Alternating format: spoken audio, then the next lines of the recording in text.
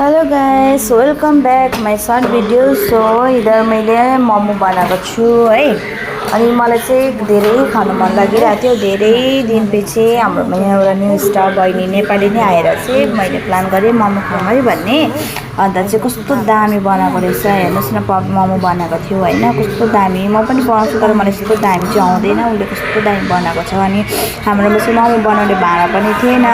अनि यो चाहिँ यता केरलाको इडली बनाउने भाँडा हो है। अनि त्यसमै मैले बनाइरहेको छु। हेर्नुहोस् त कस्तो दामी दामी छ भन्दै। मलाई चाहिँ अब त्यो पकाउनु मन परेको थिएन कि, यस्तो दामी थियो।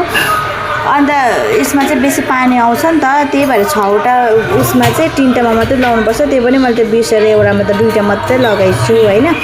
अनि हाम्रो चाहिँ मोमो यहाँ पाकेको जति चाहिँ यहाँ छ, अरू चाहिँ पाक्दैछ। अनि फाइनली हाम्रो मोमो चाहिँ यस्तो थियो। हेर्नुहोस्, यो साथीको प्लेट हो।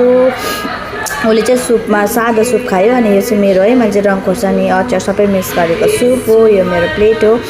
हेर्नुहोस् मेरो सर्ट भिडियो अनि मोमोजको डिजाइन है कस्तो लाग्यो हेर्नुहोस्। यो चाहिँ मेरो खाना छ, मेरो मोमोज। हजुरहरूलाई कस्तो लाग्यो होला। Thank you.